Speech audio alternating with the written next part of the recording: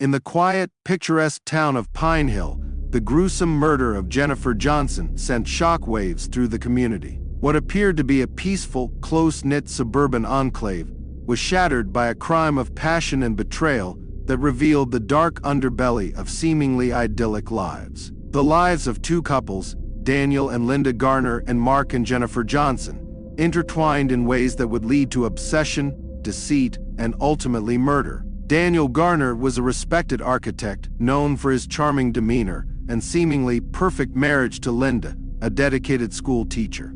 Mark Johnson, a successful financial advisor, and his wife Jennifer were the Garners' closest friends. The two couples shared more than just neighborhood barbecues and weekend getaways. They also engaged in a consensual wife-swapping arrangement that initially brought excitement and novelty to their lives. However, beneath the surface of this unconventional lifestyle, dangerous emotions were brewing. Daniel's fascination with Jennifer grew into an all-consuming obsession, one that Linda, his wife, was painfully aware of. Jennifer, sensing the intensity of Daniel's feelings, decided to put an end to the arrangement, not realizing the deadly consequences her decision would provoke. Daniel and Linda Garner had been married for 10 years, and from the outside, their marriage appeared to be a model of stability and happiness.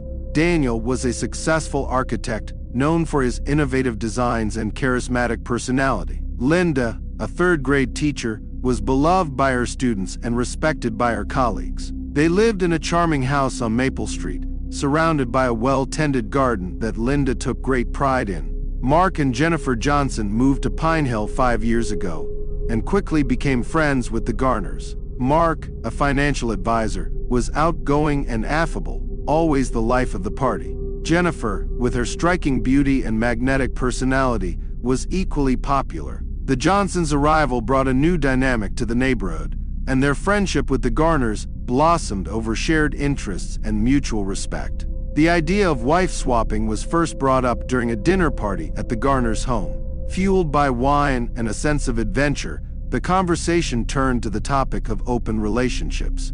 To everyone's surprise, the concept was met with curiosity rather than shock. Over the next few weeks, the idea was discussed more seriously, with all parties agreeing to boundaries and rules to ensure their primary relationships remained intact. The first encounter was awkward but exciting. Daniel and Jennifer and Mark and Linda exchanged partners for the night. It was a thrilling yet nerve-wracking experience, but one that left them eager for more. What started as a once-in-a-while experiment soon became a regular part of their lives, adding a spark to both marriages. Initially, the arrangement seemed to work well. Both couples appeared happier and more connected. They maintained their social activities, often hosting joint parties and going on vacations together. Their secret was carefully guarded, discussed only within the confines of their homes or during private gatherings. The novelty of the arrangement brought a sense of exhilaration, and for a while it seemed like they had found the perfect balance. However, as the months passed, subtle changes began to surface, particularly in Daniel's behavior. He started to show an unusual amount of interest in Jennifer, often finding reasons to spend time alone with her. Linda noticed his increasing preoccupation, but chose to ignore it, hoping it was just a phase. Mark, too, seemed oblivious to the growing tension. Unbeknownst to the others, Daniel's fascination with Jennifer was turning into something deeper and more troubling. He found himself thinking about her constantly, replaying their encounters in his mind and craving more time with her. What had started as a harmless adventure was slowly morphing into an obsession that would have devastating consequences for all involved. Daniel's fascination with Jennifer was no longer just a thrill. It had evolved into an all-consuming obsession. He thought about her incessantly, his mind wandering to their encounters during work meetings and family dinners. His architectural projects, once his passion, now seemed secondary to his desire for Jennifer. He started to find ways to be near her, volunteering to help with tasks Mark usually handled, or inviting the Johnsons over more frequently. Linda began to notice the change in her husband. At first, she attributed it to the excitement of their new lifestyle, but soon it became clear that Daniel's interest in Jennifer went beyond their agreement. He became irritable and distant when they weren't with the Johnsons, and his conversations often veered towards Jennifer's likes and dislikes, her quirks and habits. One evening, while cleaning up after a dinner party, Linda confronted Daniel. His reaction was defensive, dismissing her concerns as jealousy. Linda, not wanting to disrupt the delicate balance they had established, let it go, but kept a closer eye on him. Her suspicions grew when she found him staring at Jennifer during gatherings, his gaze lingering longer than necessary.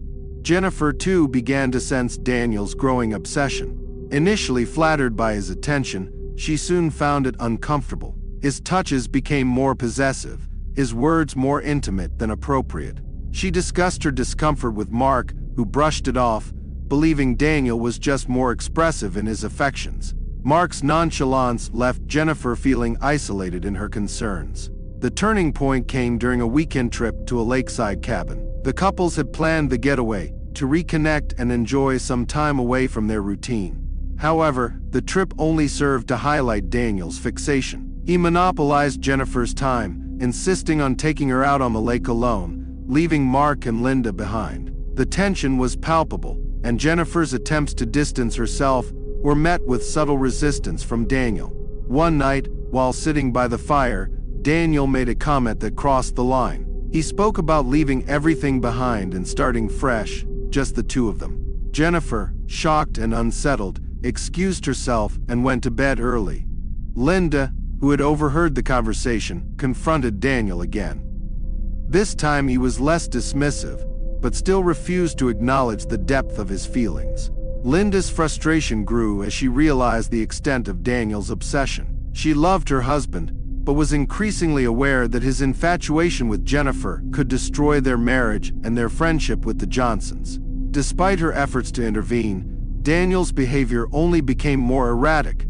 He started to follow Jennifer outside of their arranged meetings, showing up at her yoga classes and even appearing at her workplace under the guise of casual visits. Jennifer's unease turned to fear. She confided in a close friend, who advised her to distance herself from Daniel as much as possible. Determined to take control, Jennifer decided to end the arrangement altogether. She hoped that by doing so, Daniel would return to his senses, and they could all move on from this chapter without causing further harm.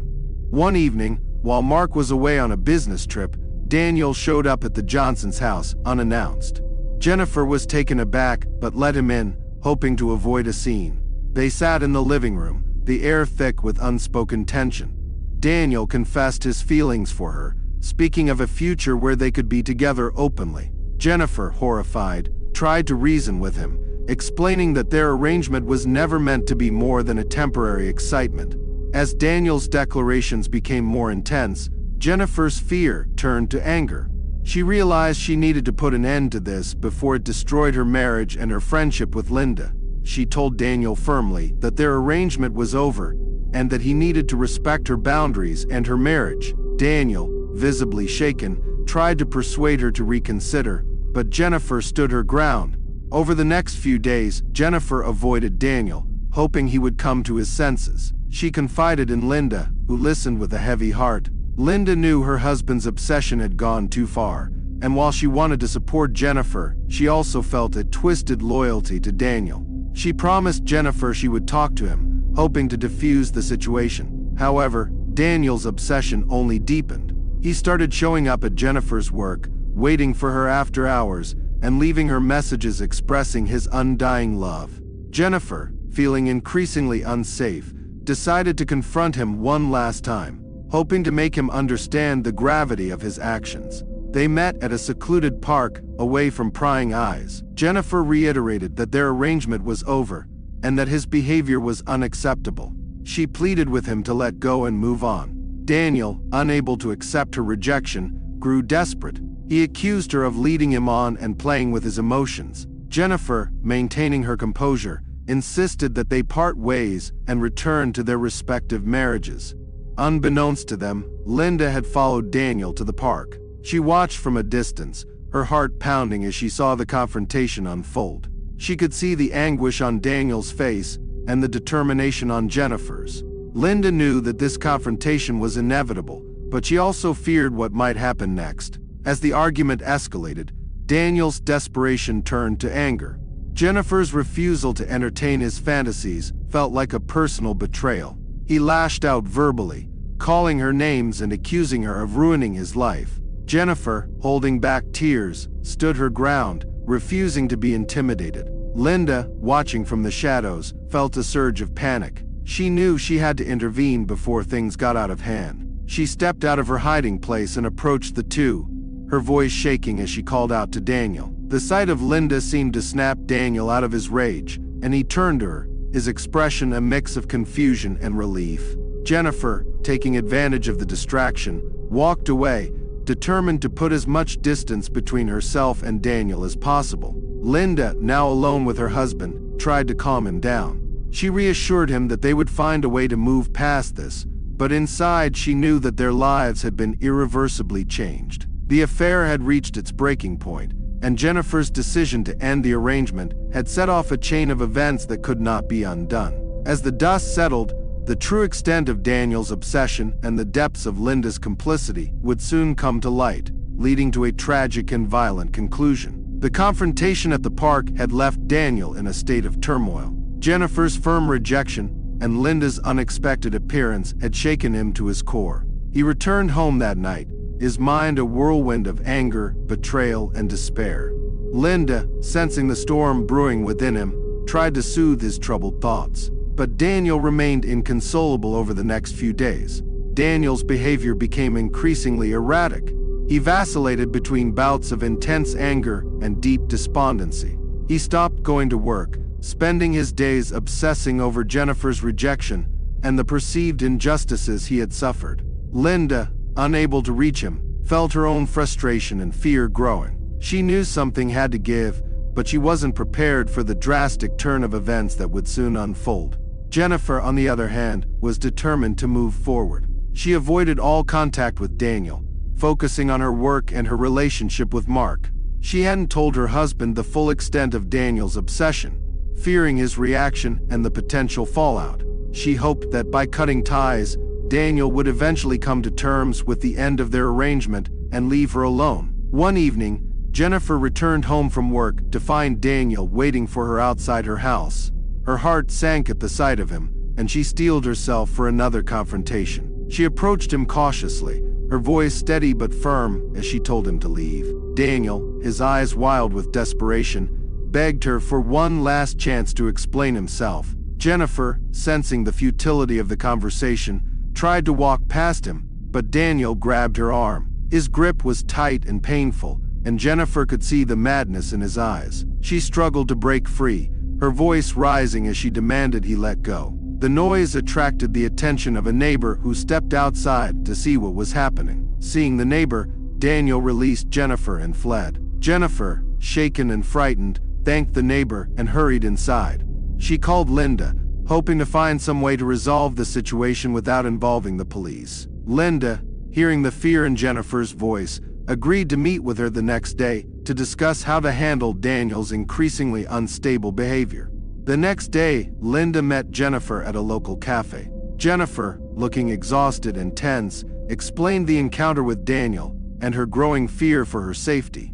Linda listened intently, her mind racing as she tried to formulate a plan. She promised Jennifer that she would talk to Daniel and make him understand that their relationship was over. After the meeting, Linda returned home to find Daniel in a state of agitation. She confronted him about the incident with Jennifer, her voice a mix of anger and concern. Daniel, feeling cornered, lashed out at her, accusing her of taking Jennifer's side and betraying him. The argument escalated, and Linda, fearing for her own safety, retreated to their bedroom. That night, Daniel's thoughts turned darker. He couldn't accept that Jennifer had rejected him and that his own wife was against him. In his twisted mind, he believed that the only way to resolve the situation was to eliminate the source of his pain. He decided that if he couldn't have Jennifer, no one could. On a cold, clear night, Daniel made his way to the Johnsons' house. He knew Mark was out of town, leaving Jennifer alone. He broke in through a side window and made his way to the bedroom, where Jennifer lay sleeping. The sight of her, peaceful and unaware, fueled his rage and desperation. He grabbed a kitchen knife and approached her, his mind filled with a chaotic mix of love and hatred. Jennifer awoke to the sight of Daniel standing over her, the knife gleaming in the dim light. She tried to scream, but Daniel covered her mouth, his grip strong and unyielding. In a fit of rage, he plunged the knife into her chest, silencing her cries. As Jennifer's life slipped away, Daniel stood over her, his mind a haze of conflicting emotions. In the aftermath of the murder, Daniel fled the scene, his hands stained with Jennifer's blood.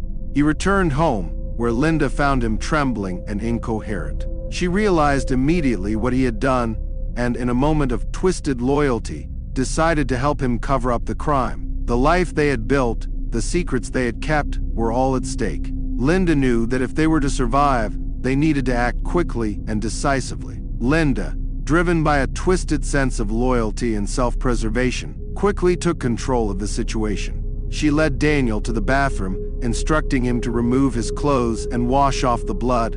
Her mind raced with the urgency of their predicament. She knew they had to act fast to cover up the crime and protect their secret life. As Daniel stood under the hot shower, the water turning pink around his feet, Linda gathered his clothes and placed them in a plastic bag. She scrubbed the floor where he had walked, making sure to eliminate any trace of blood. Once Daniel was cleaned up, she sat him down and forced him to recount every detail of what had happened.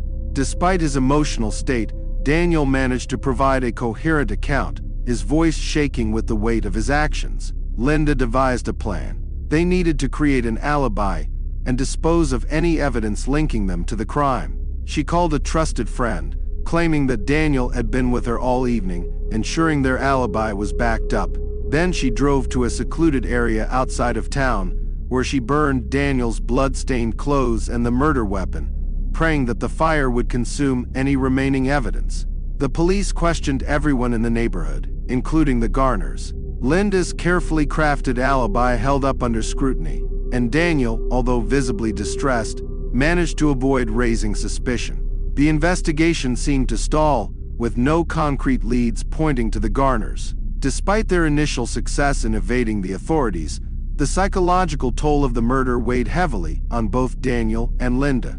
Daniel became increasingly paranoid, convinced that the police were closing in on him. He withdrew from friends and colleagues, isolating himself in a web of fear and regret.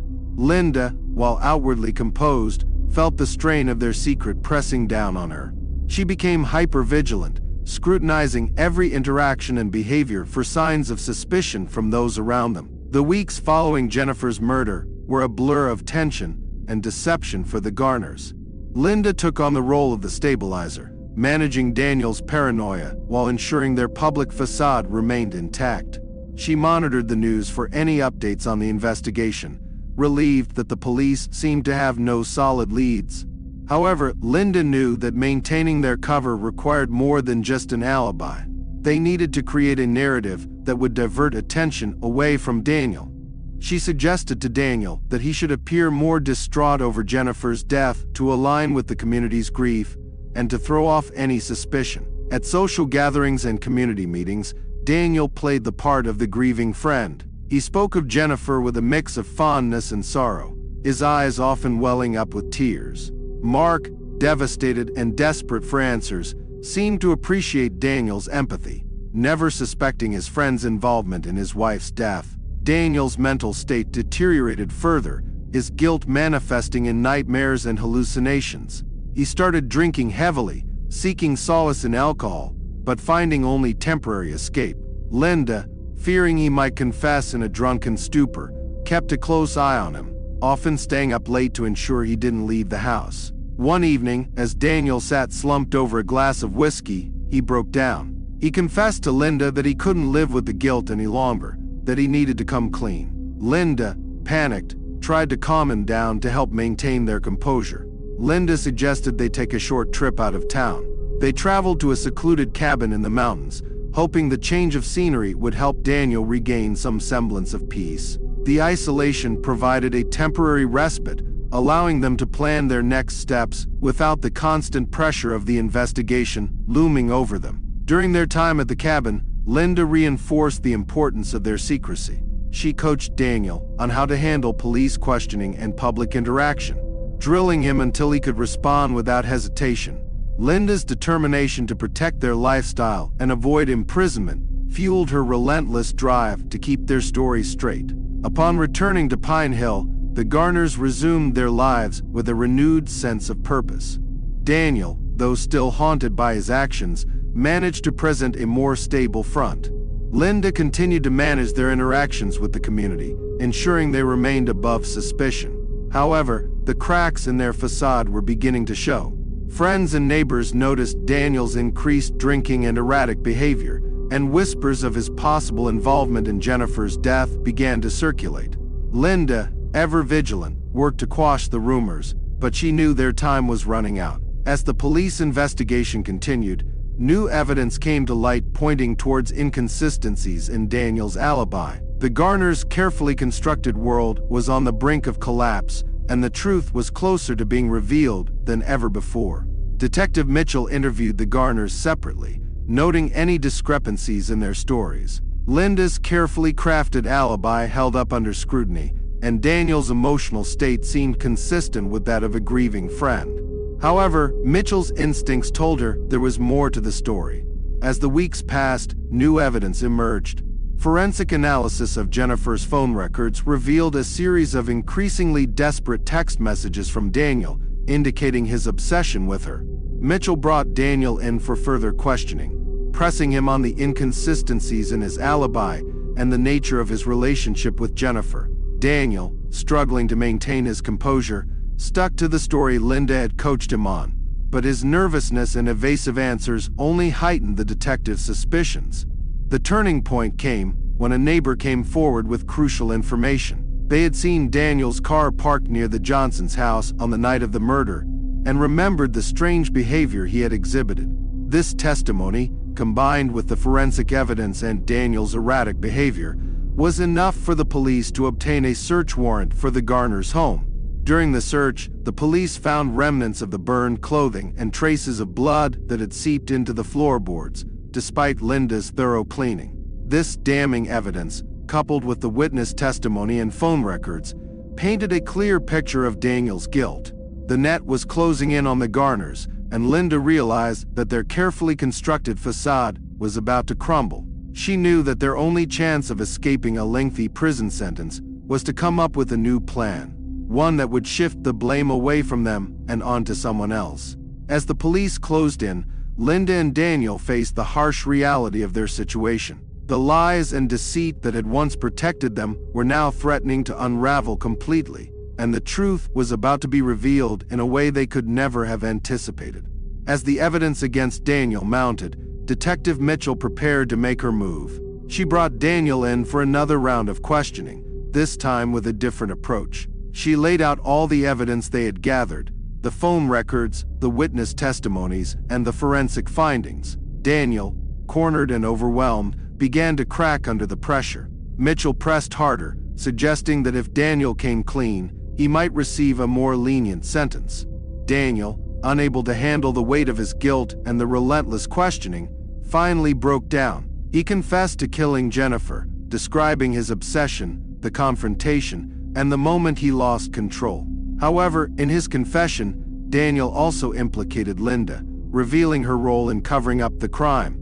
He described how she had helped him clean up, dispose of evidence, and craft an alibi. Mitchell, sensing the opportunity to get the full story, had Linda brought in for questioning as well. Confronted with Daniel's confession, Linda initially denied any involvement, but as Mitchell detailed the evidence in Daniel's account, Linda realized there was no way out. Her carefully constructed lies had finally unraveled. She admitted to helping Daniel, explaining that she had done it out of a misguided sense of loyalty and fear of losing everything they had built. The trial of Daniel and Linda Garner captivated Pine Hill and the surrounding region. The courtroom was packed with reporters and curious onlookers, eager to see the conclusion of the tragic tale. Daniel, charged with first-degree murder, and Linda, charged with accessory to murder and obstruction of justice, both pled guilty to their respective charges. Daniel was sentenced to life in prison without the possibility of parole. Linda, despite her role in the cover-up, received a lighter sentence due to her cooperation with the investigation and her previously clean record. She was sentenced to 15 years in prison with the possibility of parole after 10. Mark Johnson, left to pick up the pieces of his shattered life, found some solace in the justice served, but continued to mourn the loss of his beloved wife.